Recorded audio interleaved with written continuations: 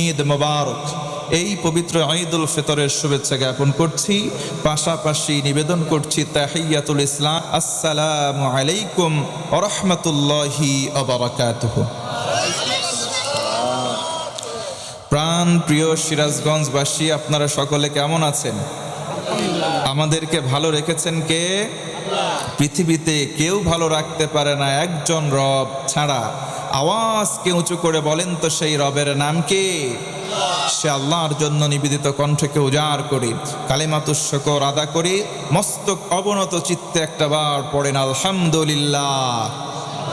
উচ্চ গলায় পড়েন রব্বানা লাকাল হামদ হামদান কাসীরান তাইয়িবান মুবারাকান ফীহ। প্রশংসা করলাম কার? আরো জোরে বলেন কার? আল্লাহর নাম নিতে কোনো ভয়, কোনো ডর, কোনো শঙ্কা? মনে রাখবেন, এই জমিনে বসে আছে, এই জমিনটা কোনো ব্যক্তির নয়, এই জমিনটার মালিক কে? আরো জোরে বলেন না কে? আমরা বসে আছি, আমাদের মালিক কে? যে কোরআন থেকে কথা বলবো, কোরআনের মালিক কে? মনে রাখবেন, এই জমিন দাড়িওয়ালা টুপিওয়ালা মুসলমানদের জমিন, হিন্দু দাদাবাবুদের জমিন নয়। এই জমিনটা আল্লামা দেলাওয়ার হোসেন সাইদের রেখে যাওয়া জমিন। এই জমিন কোন নাস্তিকবাদীর জমিন নয়। আওয়াজ দিয়ে কথা বলেন ঠিক কিনা? এই জমিনে আর কিছু থাকবে না থাক, ইসলাম ছিল, ইসলাম আছে, ইসলাম থাকবে, কথা বলেন ঠিক কিনা? এই জমিনে কোরআন ছিল, কোরআন আছে, কোরআন থাকবে, আওয়াজ দিয়ে কথা বলেন ঠিক কিনা? থাকবে না তারা মামু বাড়ি পালিয়েছে যারা, আওয়াজ দিয়ে কথা বলেন ঠিক কিনা? প্রিয় বন্ধুগণ, আমার প্রারম্ভে জানতে চাই, আমার ভাষা কি বুঝতে অসুবিধা হয়? আরো জোরে বলেন, যদি বোঝা যায় পড়েন আলহামদুলিল্লাহ। শুরুতে আমি দেখতে চাই সিরাজগঞ্জের মাটি ও মানুষ, আমার বিশ্বাস ইসলাম প্রিয় মানুষ। কি কথা বলেন না কেন? সিরাজগঞ্জের মানুষ আল কোরআন প্রেমিক মানুষ। সিরাজগঞ্জের মানুষ কোরআনের জন্য হাসতে হাসতে বুকের তাজা রক্ত ঢেলে দিতে রাজি হবে।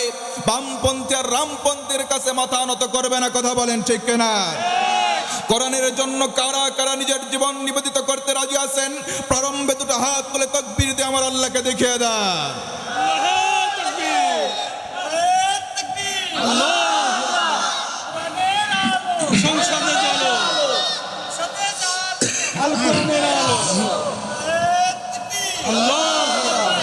মাশাআল্লাহ। আল্লাহ তাআলা আমাদের মনস্কামনাগুলো যেন পুরা করে দেয়, পড়ে না আমিন। দুরূদ ও সালাম পাঠ করছি শেষ নবী, শ্রেষ্ঠ নবী, মানবতার মহান শিক্ষক, আকায়ে নামদার, তাজদার মদিনা, সরকারে দো আলম, নূরে মুজাসসাম, রাসূল আকরাম। সকলে মোহাব্বত মিশ্রিত কণ্ঠকে একটু উঁচু করে পড়েন মুহাম্মাদুর রাসূলুল্লাহ সাল্লাল্লাহু আলাইহি ওয়াসাল্লাম। আমরা যারা সমবেত হয়েছে, আমাদের মাঝ থেকে অনেকের বাবা, অনেকের মা, অনেকের আত্মীয় স্বজন কবরবাসী হয়েছেন। মহতীয় ক্ষণ থেকে আমরা তাদের আত্মার মাগফিরাত কামনা করছি। আল্লাহ তাআলা যেন আমাদের আত্মীয় স্বজনের কবরে আযাব থাকলে মাফ করে কবরগুলাকে জান্নাতের বাগানে পরিণত করে, পড়েন আল্লাহুম্মা আমিন। আমি আলোচনায় লম্বা সময় নেই না, যারা আমাকে অনলাইনে দেখে থাকেন তারা জ্ঞাত আছেন। আমি লম্বা সময় ভূমিকাতে নিলাম না, ভূমিকা শেষ হলো। আপনাদের কি কষ্ট হচ্ছে?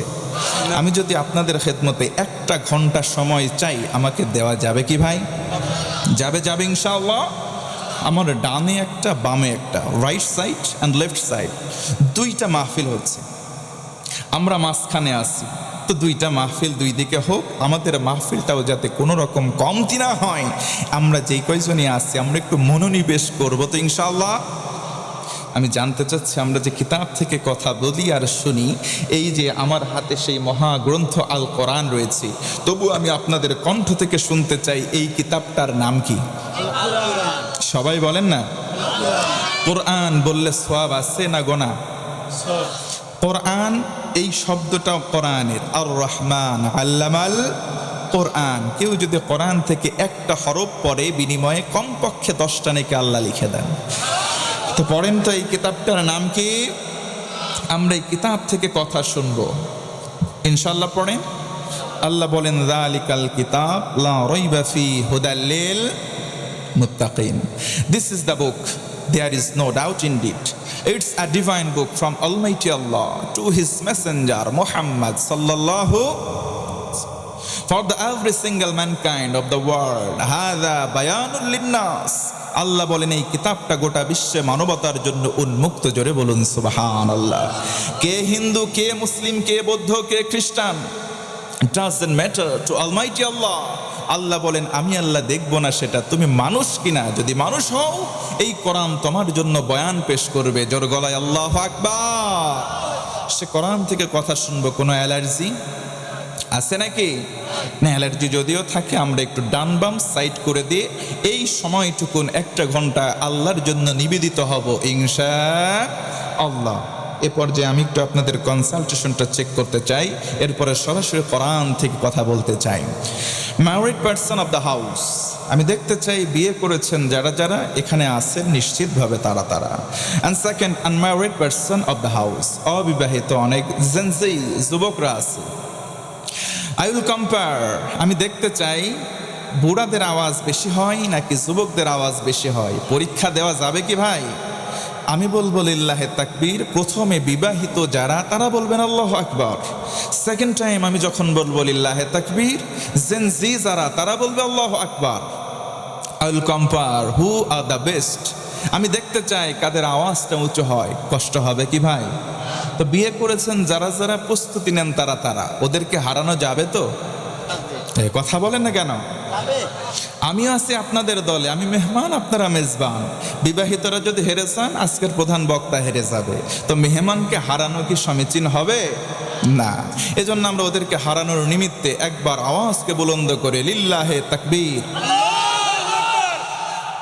মাশাআল্লাহ, আমরা এই আওয়াজটাকে রাখলাম।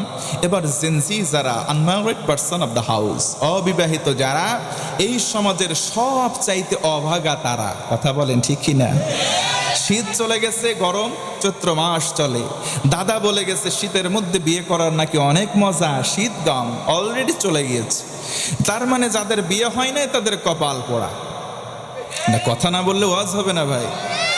তো যাদের কপাল পোড়া তাদের কপালকে জোড়া লাগানোর জন্য আল্লাহর কালাম আছে। আমি দেখতে চাই ওদের কপাল ভালো নাকি পোড়া। একটু আওয়াজ করে তোমরা রেডি আছো যারা, বলো লিল্লাহে তাকবীর। এই যে মুরব্বী মানুষ আল্লাহু আকবার করছে, বিয়ে করছে, আর একটা বিয়ে করার ধান্দা আছে। না না না, ধান্দা নাই। আমরা তাদেরকে ফাস্ট করে দেওয়ার চেষ্টা করেছি। আমার কাছে মনে হলো আনম্যারিড যারা তাদের আওয়াজটা উঁচু হয়েছে। কথা বলেন ঠিক কিনা? কারণ যখন যুবকরা দাঁড়িয়ে থাকে গোটা বাংলাদেশ। আবু সাইদ যখন বুকটা টান টান করে দেয় তার জন্যই বাংলাদেশ আবার স্বাধীন হয়। কথা বলেন ঠিক কিনা? এই যুবকরা যখন দাঁড়িয়ে থাকবে বাংলাদেশ, ওরাই যখন জাগ্রত থাকবে গোটা বাংলাদেশ। কথা বলেন ঠিক কিনা? এরাই হচ্ছে খালিদ বিন ওয়ালিদের উত্তরসূরি। আওয়াজ করে বলেন আল্লাহু আকবার। মাশাআল্লাহ, আমরা হারা জেতার দলে নাই, আমরা সবাই জেতা দলে থাকব। এজন্য সমন্বিত কণ্ঠকে বুলন্দ করে সকলে মিলে একজোটে 3টা বার রবের বরত্ব ঘোষণা করব। এই বরত্ব ঘোষণার আদেশ, নির্বাহী আদেশ কোরআনে কারিমে আমার আল্লাহ দিয়েছেন। ওয়া রাব্বাকা ফাকাব্বির, আদেশ দিয়েছেন কে? এই জন্য আল্লাহর আদেশ পালনের নিমিত্তে আমরা 3 বার সবাই মিলে আল্লাহু আকবার বলে আমার আল্লাহকে খুশি করব। আল্লাহু আকবারের ধ্বনি দিলে খুশি হয় আমার রব, প্রকার অন্তরে বেজার হয় মিস্টার ইবলিস তথা শয়তান। তবে সাবধান, এই শয়তান শুধু জিনের মধ্যে নয়, শয়তান আছে মিনাল জিন্নাতি ওয়ান নাস। শয়তান শুধু জিনের মধ্যে নয়, শয়তান আছে মানুষের মধ্যেও। এই জিনরূপী শয়তান আর মানুষরূপী শয়তান বেজার হয় তখন আল্লাহর জমিনে আল্লাহু আকবার বলা হয় যখন। আমরা কে বেজার হলো, কে কোথায় চলে গেল সেই দিকে দেখার তোয়াক্কা বা টাইম রাখি না। আমরা বরত্ব ঘোষণা করব কার? পড়েন লিল্লাহে তাকবীর। হয়নি আওয়াজ জোরে লিল্লাহে তাকবীর, আর জোরে লিল্লাহে তাকবীর। মাশাআল্লাহ, আমার তো মনে হচ্ছে এখনই ওয়াজ শুরু হলো। আপনাদের যদি কষ্ট না হয় মেহেরবানি করে বলেন তো দেখি, আমার ভাষাগত কোনো ত্রুটির কারণে আপনাদের বুঝতে কি অসুবিধা হয়? যদি বুঝতে সুবিধা হয় একবার আওয়াজ করে পড়েন আলহামদুলিল্লাহ। আজকে তেলাওয়াত করেছি যে কোরআনে কারিমের আয়াতে কারিমা থেকে আল্লাহ তাআলা এই সূরা শুআরার মধ্যে 88, 89, 90 এবং 91 নম্বর আয়াতে কারিমার মধ্যে কিছু দিক নির্দেশনামূলক কথা বলেছেন। সেই দিক নির্দেশনাগুলো আমিও আপনাদের মাঝে থ্রো করতে চাই, আমরাও মেনে নেওয়ার নিমিত্তে বলবো ইনশাআল্লাহ। আমার বন্ধুগণ মনোযোগ বাড়ায় দেন। আল্লাহ রাব্বুল আলামিন বলেন, يوم لا ينفع مال ولا بنون إلا من أتى الله بقلب سليم।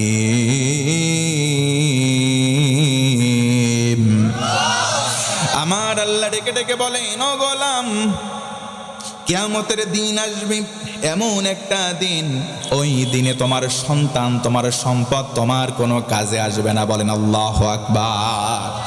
আল্লাহ রাব্বুল আলামিন বলেন, দুনিয়াতে তোমার সন্তান আছে, দুনিয়াতে তোমার মাল আছে, দুনিয়াতে তোমার সম্পদ আছে, দুনিয়াতে তোমার কাজে আসলেও কিয়ামতের দিন কোনো কাজে আসবে না। আরেকবার আল্লাহু আকবার। ওই দিনটা সহজ,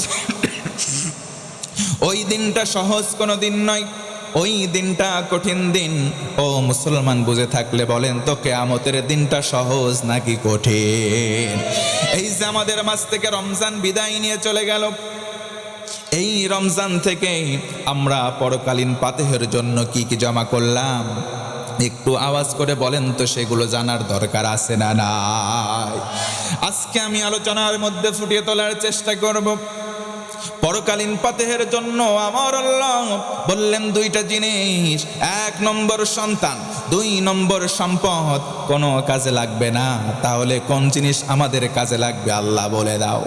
আল্লাহর কাছে আমরা প্রশ্ন থ্রো করলাম, আল্লাহ বলে দাও কোন কোন জিনিস কিয়ামতের দিন আমাদের কাজে লাগবে। আল্লাহর কাছে প্রশ্ন করলাম, হাবিবে কিবরিয়ার মাধ্যমে তিনি জানালেন। আল্লাহর নবীজি বলেন, ও উম্মত, কষ্ট হচ্ছে? আলোচনা চলবে, বেশি সময় নিব না, 1 ঘন্টা। কয়টা ঘন্টা? 1 ঘন্টা। আমার নবীজি বলেন, ও উম্মত, 3টা আমল যদি তোমরা বাস্তবায়ন করতে পারো, একটু আওয়াজ করে বলেন তো, আমলের সংখ্যা কয়টা? আরো জোরে বলেন, কয়টা?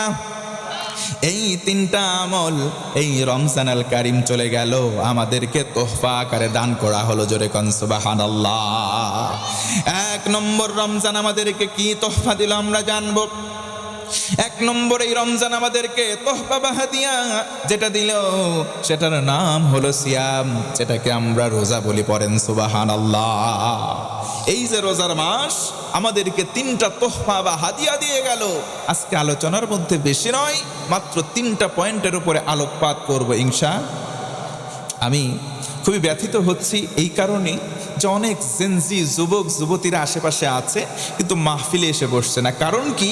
কারণ হলো এটা ঈদের পরবর্তী দিন, তো অনেকের এখনো ঈদের আমেজ কাটে নাই। রাস্তাঘাটে দেখলাম কি অবস্থা, বিশ্রী অবস্থা। গাড়ির মধ্যে, ভ্যান গাড়িতে মিউজিকের বক্স দীপ দীপ করে বাজাচ্ছে, ছেলে মেয়ে উভয়ে মিউচুয়ালি একসঙ্গে উঠে নাচানাচি করতেছে। একটাও দেখে স্বামী স্ত্রী মনে হইল না। স্বামী স্ত্রী যদি না হয় তাহলে হয়তো বা আপন ভাই বোন। আপন ভাই বোন কখনো রাস্তাঘাটে নাচানাচি করতে পারে? কিয়ামতের দিন এমন একটা দিন, লা ইয়ানফাউ, কোনো উপকার করতে পারবে না, মালুম ওয়ালা বানুন, কোনো সম্পদ, কোনো সন্তান তোমার উপকার বই আনতে পারবে। তাহলে কি বই আনতে পারবে? নবীজির ভাষ্য মোতাবেক এই রমজান যেই 3টা তোহফা তোমাদেরকে দিয়েছে, এই 3টা তোহফাই কেবল কিয়ামতের দিন তোমার জন্য সাক্ষীর কাঠগড়ায় দাঁড়িয়ে তোমার পক্ষে সুপারিশ করবে, আল্লাহর জান্নাত অবধি নিয়ে যাবে। সুবহানাল্লাহ। 1 নম্বর তোহফা হলো রমজান আমাদের মাঝে প্রতি বছর একবার করে আবার 3টা তোহফা দিয়ে বিদায় নিয়ে চলে যায়। প্রত্যেক বছরে রমজান একবার করে আস। প্রথম তোহফা দেয় সিয়াম। ও মুসলমান, একটু আওয়াজ করে বলেন তো, সিয়াম পালন আমরা করি কি করি না? সিয়াম পালন অনেকে করি না। যদি করতাম, রমজান মাস মুসলমান দোকানদারি করে মুদিখানা, পর্দা দিয়ে শাড়ি দিয়ে ঘেরা থাকতো না। কথা বলেন ঠিক কিনা? ওইগুলো মুসলমান নামদারি, কিন্তু মুসলমান নয়। কারণ আল্লাহর আদেশ হলো সিয়াম পালন করা। নবীজি একদিন বসা একজন সাহাবী নবীজির কাছ বরাবর আসলেন, আরজ করলেন, মাতা সাআতু ইয়া রাসূলুল্লাহ, নবীজি আমি জানতে চাই কিয়ামতটা কবে হবে। নবী আমার বললেন, কেন কিয়ামতের কথা জিজ্ঞেস করলে? কিয়ামত কঠিন দিন নয়, কিয়ামত কঠিন দিন, কঠিন থেকে কঠিনতম দিন। ওই দিনের ব্যাপারে তোমার প্রস্তুতি কেমন? তুমি কেমন আমল করেছো আগে বলো। মা ইস্তাদাতুলাহা, আগে বলো মা ইস্তাদাতালাহা।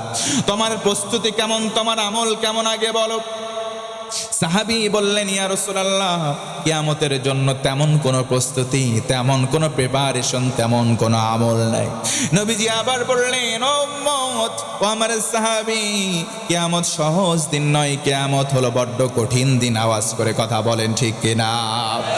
আল্লাহ রাব্বুল আলামিন বলেন, اليوم نختم على أفواههم وتكلمنا أيديهم وتشهد أرجلهم بما كانوا يكسبون।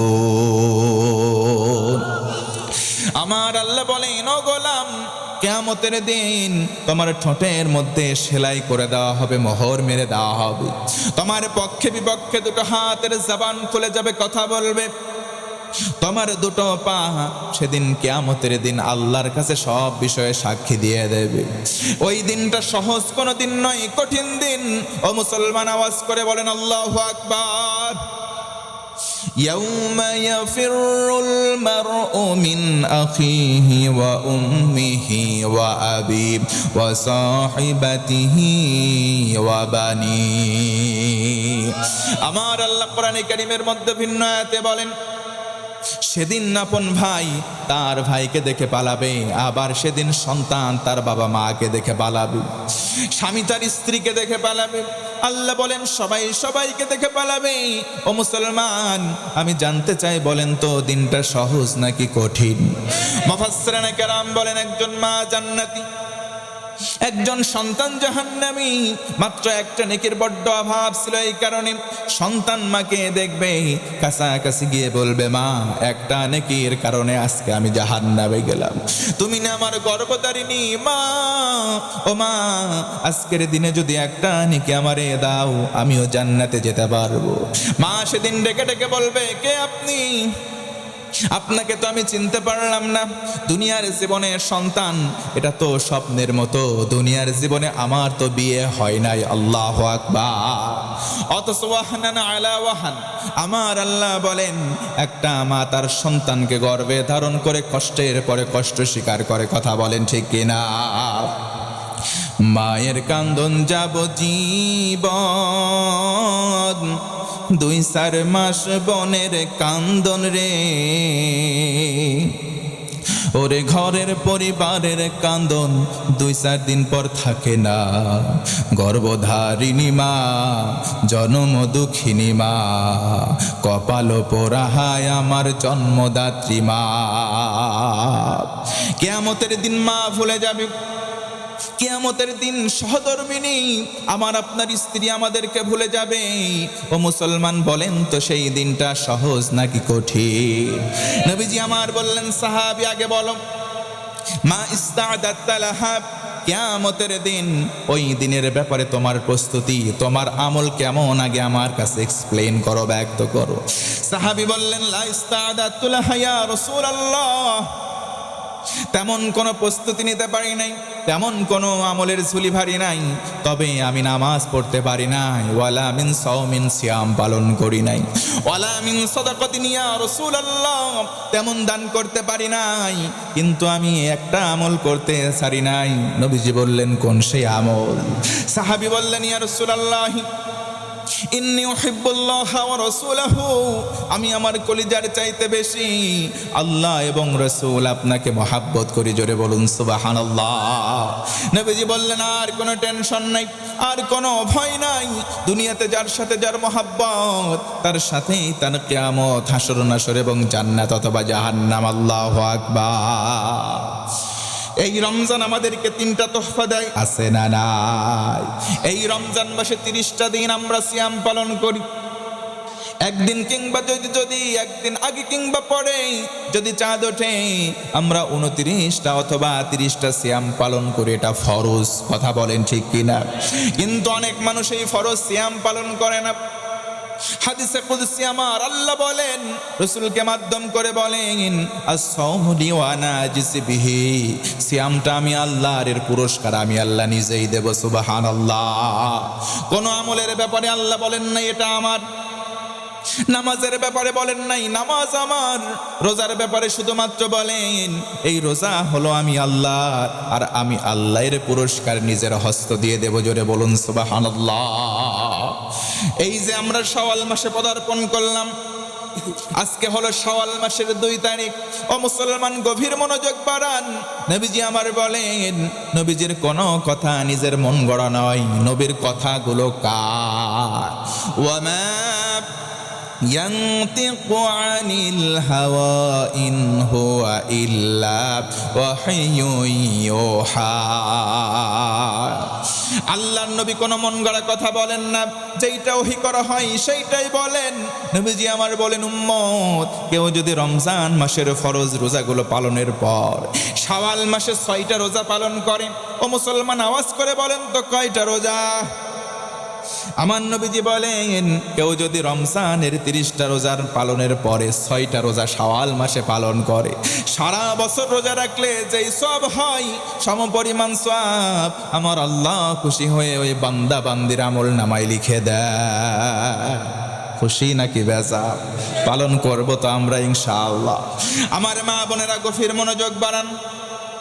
মা বোনেরা নামাজ পড়ুক আর না পড়ুক, রোজার ব্যাপারে কিন্তু তারা শক্ত। কথা বলেন ঠিক কিনা? ওমর মা, ওমর বোনেরা গভীর মনোযোগ বাড়ান। যারা 30টা দিন রোজা পালন করেছে, একটা মাস সিয়াম সাধনার পরে, এই শাওয়াল মাস আমরা যারা পেলাম, এই 6টা রোজা সামর্থ্য থাকার পর কেউ ছেড়ে দেব না ইনশাআল্লাহ। 1 নম্বর তওবা হলো সিয়াম, 2 নম্বর তওবা হলো কিয়াম।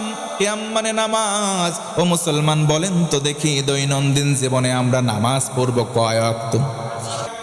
আমার আল্লাহ এত খুশি হবেন, খুশি হওয়ার পর তার জীবনের ছোটখাটো গোনাগুলো কোরআন মানার কারণে আমার আল্লাহ মাফ করে দিবে। আরো জোরে একবার বলেন আল্লাহু আকবার। ও বন্ধুগণ, মনোযোগ বাড়ায় দেন। এই রমজান 3টা তোহফা দিল। 1 নম্বর সিয়াম, 2 নম্বর কিয়াম, আর 3 নম্বর হলো কোরআনের তেলাওয়াত। আরেকবার বলেন আল্লাহু আকবার। কষ্ট হচ্ছে? এই শেষ পয়েন্টের উপরে আরেকটু বাড়াইতে চাই। আর আমি মুসলমান হিসেবে, অ্যাজ এ ইমানদার, অ্যাজ এ বিলিভার হিসেবে এই রমজানের 3টা তোহফার দাবি অনুযায়ী 4টা আদেশ, এটা আল্লাহ এবং রসুলের মুখনিসৃত, আমি আপনাদেরকেও করে যেতে চাই। কষ্ট হবে কি ভাই? আলাইহিস সালাম। তাহলে কোরআন কেন্দ্রিক কেউ যদি জীবন গঠন করে, আল্লাহ বলেন, তাহা হে রাসূল মা আনসালনা আলাইকাল কোরআন লিতাশকা। এই কোরআন আপনার ভাগ্যকে কমিয়ে দেবে না, এই কোরআন দিয়েছে আপনার ভাগ্যকে সুপ্রসন্ন করবে। জোরে বলুন আল্লাহু আকবার। আল্লাহ রাব্বুল আলামিন ভিন্ন আয়াতে বলেন, আলহামদুলিল্লাহিল্লাযী আনসালা আলা আবদিহিল কিতাব ওয়া লাম ইয়াজআল লাহু ইওয়াজা। সমস্ত প্রশংসার মালিক হলেন আল্লাহ। আমরা যদি বলি আল্লাহ কেন প্রশংসা আদায় করব, আল্লাহ বলেন কোরআন দিলাম এই জন্য প্রশংসা করো। আমরা যদি বলি কেমন কোরআন দিলি, আমার আল্লাহ বলেন এমন কোরআন দিলাম যে কোরআনের মধ্যে কোনো আড়ষ্টতা নাই, গোপনীয়তা নাই। সুবহানাল্লাহ। এই কোরআনের কাছে আসবে যারা, সম্মান পাবে তারা। ও মুসলমান, 4টা নসিহা করতে চাই, আপনাদের মনোযোগ আছে কি ভাই? 4টা নসিহা হলো, 1 নম্বর হলো মানুষকে ভালোবাসেন। আমাদেরকে যিনি ভালোবাসবেন তিনি কে? আরো জোরে বলেন তিনি কে? 2 নম্বর হলো সৃষ্টির সেবা করেন। কেউ যদি সৃষ্টির সেবা করে, আমার আল্লাহ হাসরের দিন মানুষদেরকে ডাকবেন। আমার নবী বলেন হাসরের দিন আদম সন্তানদেরকে আমার আল্লাহ ডাকবেন, ডেকে ডেকে বলবেন, ও আদম সন্তান, তুমি মোরে সেবা করো নাই, যবে সিনো রোগে অজ্ঞান, আদম সন্তান বলবে, আল্লাহ তুমি প্রভু করদার, আমরা কেমন করে তোমার পরিচর্যার ভার নিব? আল্লাহ বলবেন, গোলাম তুমি কি দেখো নাই মানুষ অসুস্থ হয়ে তোমার কাছে গিয়েছিল, তুমি তার যদি সেবা করতে, ওই সেবাটা আমি আল্লাহকে করার সমান হয়ে যেত।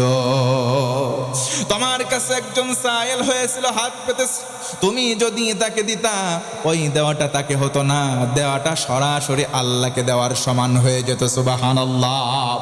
আমার মুসলমান ভাইয়েরা, 4টা আদেশের মধ্যে 1 নম্বর মানুষকে ভালোবাসবো, 2 নম্বর সৃষ্টির সেবা করব, 3 নম্বর জীবনের সকল ক্ষেত্রে সুন্নাহ অনুসরণ করব।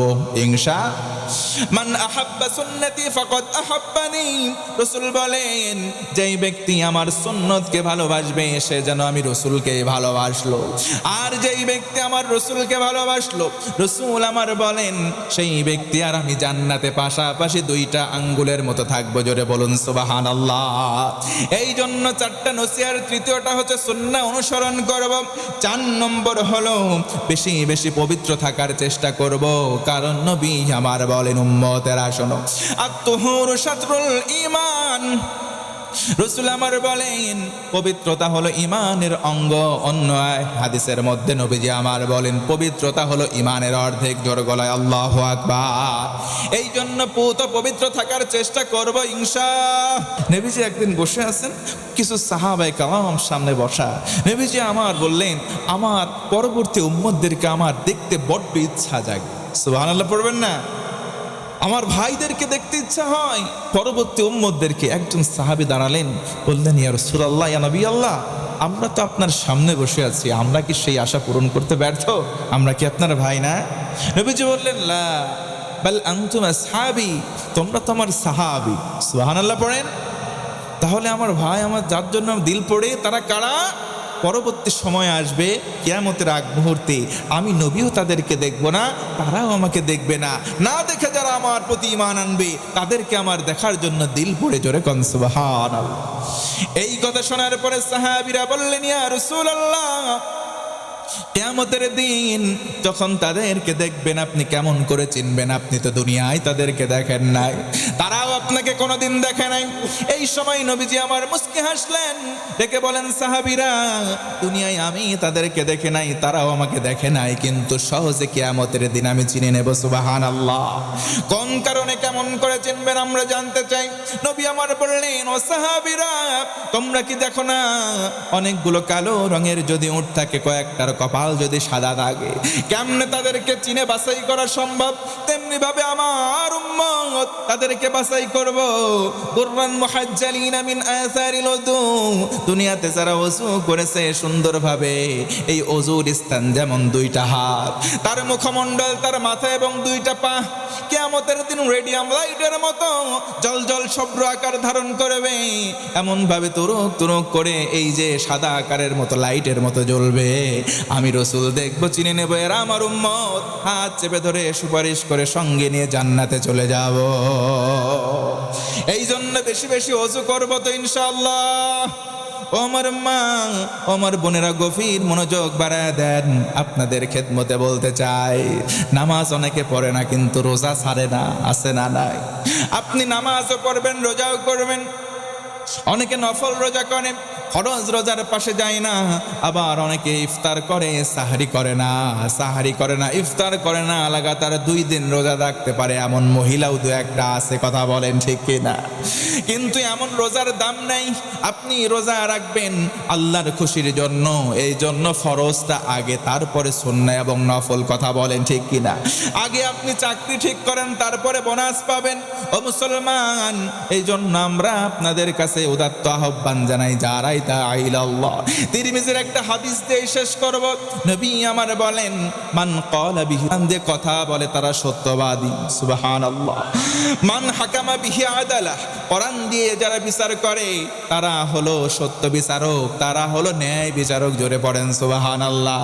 আমি জানতে চাই, বাংলার জমিনে কি ন্যায় বিচার আছে? জোরে বলেন আছে? কোরআনের যেখানে বিচার নাই সেখানে অবিচার আছে। কথা বলেন ঠিক কিনা? যদি কোরআনের বিচার থাকতো ভাই, তাহলে ধর্ষণ করার পরে সেঞ্চুরি করে কেক কাটার সাহস তারা পেত না।